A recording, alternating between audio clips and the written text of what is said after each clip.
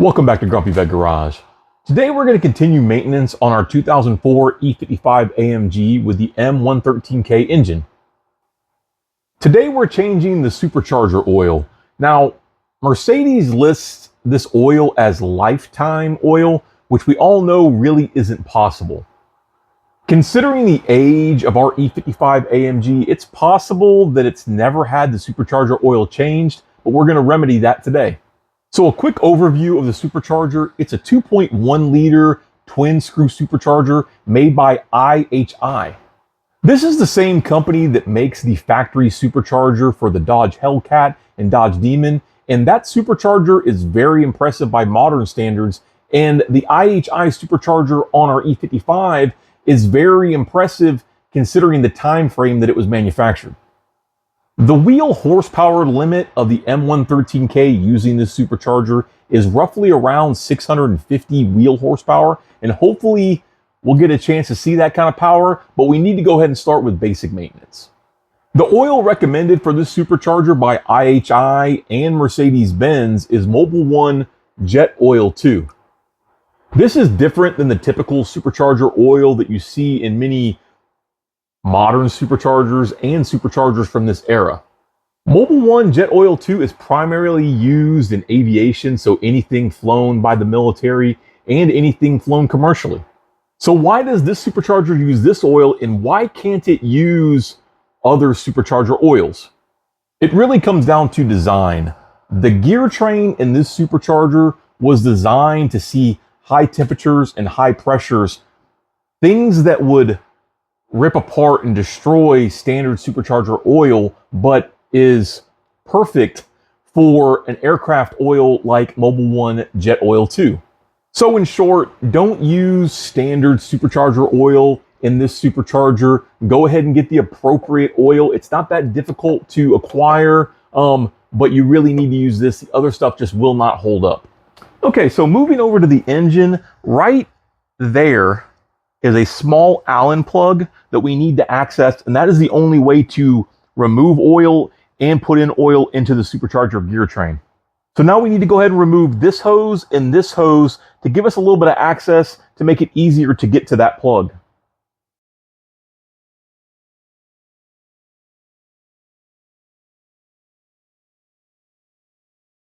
Okay, so be more careful than I was. I broke this clip right here. I don't know why I didn't think about removing it first. Go ahead and remove this clip so you don't end up being like me and breaking things.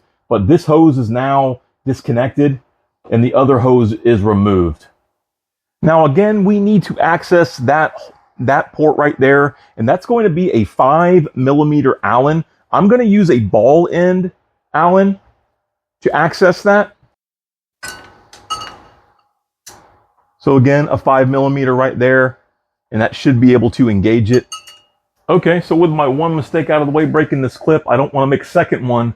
So what I've done is I put two different rags underneath the area where this plug's going to come out. If we drop this plug, it kind of goes into what my kids would call into Narnia, and it's gone if it falls. So we need to go ahead and put something down here like rags to prevent that from happening.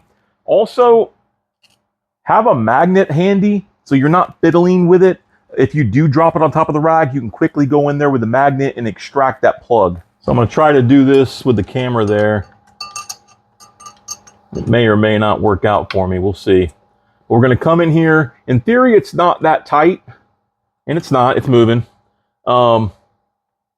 It is a steel plug going into an aluminum housing, so it really shouldn't be super tight, but famous last words, right?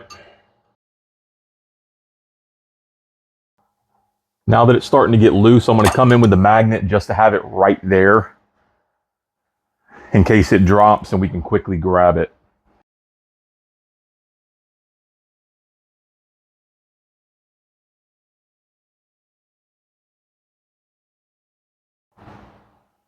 Okay, so now that we have the plug removed, we need to go ahead and extract it. So I have a 50mm syringe here that I got from ECS Tuning, and I'll leave a link to this kit in the video description. But there should be somewhere around 150 milliliters in the gear train of the supercharger but we need to try to get out as much as we can. So feeding the hose in, we're going to try to get it to go to the bottom, and that in many cases can be somewhat difficult, but I'm going to feed it in, and then hopefully we're able to get it to the bottom of the reservoir.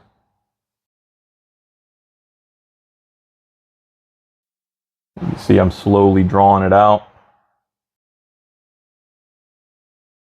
I'm already starting to get air bubbles, so the positioning I have of the tube might be a problem.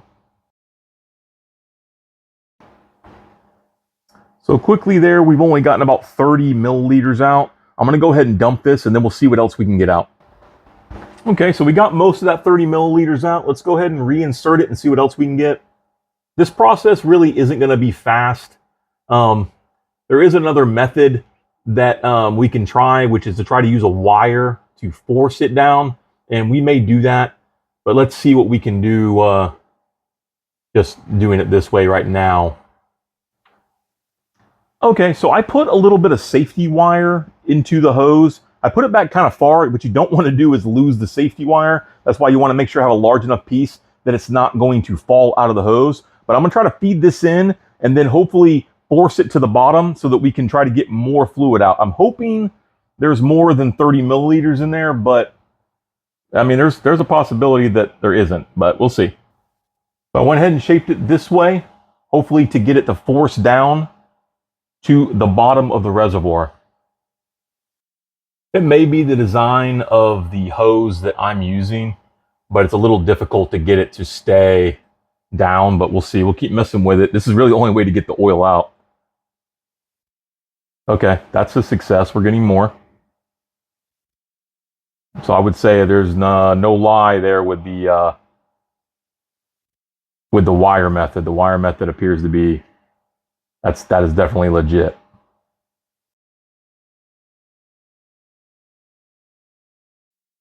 Okay, so that's another 50 milliliters. So 30 milliliters first try without a wire, and then a full 50 milliliters the second try using the wire. So I would say the wire method is definitely the way to go. But let's see what else we can get. There we go, getting some more. So close to another 50 milliliters. So now we've been able to remove about 130 milliliters. Okay, let's see if we can get some more out. There's always a possibility that it has been serviced and that somebody over-serviced it. So it's one of those, like, just trying to figure out where it might be, because, okay, we're getting some more. Okay, we didn't get much, but we got something there. So that came out to another 10 milliliters. So as you can see here, this is what we got out of the supercharger. So roughly we got 140 milliliters out of the supercharger. Unfortunately, there's really no way to know. You know, I'm going to keep trying to see if I can get some more, but it appears to be 140 is all that's in there. So I wasn't really able to get out more than the 140 milliliters or so. There may be some there in the bottom, but it's very difficult to get to it. Some say jack the car up to make this level to get it. I kind of think of it as if you're trying to suck something out of the bottom of a cup, you would tilt it to the side. So having this angled back or flat, if you're not reaching the bottom of the reservoir, you're not going to get it. So I think leaving it as is where it's tilted back normally is fine. But in doing my research, the quantity that's supposed to go in the supercharger is somewhere between 150 milliliters and 180. I really couldn't pin down exactly what it is. So that's a good reason why you want to keep track of how much you're taking out. So we've taken out 140. So I feel very comfortable putting 150 back in. A lot of complaints with individuals about the size of the container that the Mobile Jet Oil 2 comes in. It only comes, the smallest container it comes in is a quart. And once you open up this can, there is a limited shelf life to the can. So you open it and you use 150 milliliters, it could go bad on the shelf in your garage before you use the rest of it. That's why I'm going to take the opportunity to go ahead and use this entire can. And the way I'm going to use it is I'm going to fill 150 milliliters and then pull it back out. So I'm going to be doing flushes of this gear train before finally topping it off with 150 milliliters. This is going to require me to keep track of how much I'm putting in and how much I'm getting out to kind of make sure that I'm not leaving extra oil every time I do the flush inside the gear train. But I'm going to use as much of this container as possible so that I'm not leaving it on the shelf to go bad. I'm actually using it to clean the gear train and clean the reservoir while we're doing this process. Again, you don't have to do that. You could just remove 140 milliliters and put in 140 milliliters and call it a day. I just know that if I put this on the shelf, it's going to go bad. I'm not going to use it. I might as well use it to clean the inside of this gear train. Okay, so I've already done the 5 fill and flushes. I'm going to put on the screen the first flush that I pulled back out. As you can see, it still pulled out some stuff, but the second, third, fourth, and fifth flush kind of all looks the same. The color of the oil is orange. I feel as though it was worthwhile. Granted, it was kind of labor intensive, so if you're in a hurry, it might not be the best use of your time to do all 5 flushes, but I think there is value in doing 1 or 2 at least. But now I'm going to go ahead and put in 150 milliliters. I got about 140 out every time I put 140 in when I did it. So I'm going to go ahead and put 150 in because that's kind of the prevailing amount that I've seen online. But I'm going to go ahead and do that now. Okay, so I went ahead and put in 150 milliliters, so we're good there. It's not going to be like a differential where you're going to see oil flow out the hole. Granted, we didn't level with Supercharger, but that has nothing to do with it. It's all about how much, the quantity. It's not getting filled like a differential. So now we need to go ahead and clean up that area and then reinstall the plug. To reinstall the plug, I'm going to go ahead and use Teflon tape. You could probably use thread sealer, but I think Teflon tape is probably the easiest way to do it, just to make sure to get a good seal on that port. Okay, so you can see the plug, and I went ahead and put Teflon tape. I'm trying to keep it out of the inside. We're not trying to put it into the Supercharger, just into the threaded surface. But I'm going to go ahead and thread this in. I'm going to do it off camera. I don't want to have to work around the camera. This is not something you want to get wrong. Again, leave all your rags down there. Have a magnet ready in case there's an emergency where you need to try to retrieve the plug. But go ahead and thread it in and just snug it up. It doesn't need to be smoked down. There's really no torque on it, so just snug it into the hole. Again, remember, steel plug, aluminum housing. Okay, so the plug is in. Now we just need to go ahead and reinstall the air lines. I'm gonna have to make some sort of clip to hold this so it doesn't chafe a hole in it because I was caveman and broke the clip that was on there. So make sure to be careful when you're removing that. But yeah, just put it all back together now. Okay, now that everything is put back together, thinking about the change interval, nothing is listed by Mercedes-Benz, but when you think about modern superchargers that have what they call long-lasting oil in it that may last 50 to 100,000 miles before needing to be changed, that's kind of where I feel like this supercharger is going to fit into, considering that Mercedes listed you doing nothing. So I'm going to go with a 50,000 mile change interval. You could probably shorten it down if you wanted to.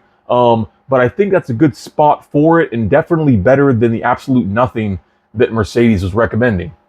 If you have any questions about this process or you have something that you want to add, please leave a comment below. I always look forward to reading your comments. But if you like this kind of content, please consider subscribing to Grumpy Vet Garage, liking this video, sharing this video. To support the channel, we have a Grumpy Vet Garage merch store and affiliate marketing links in the video description.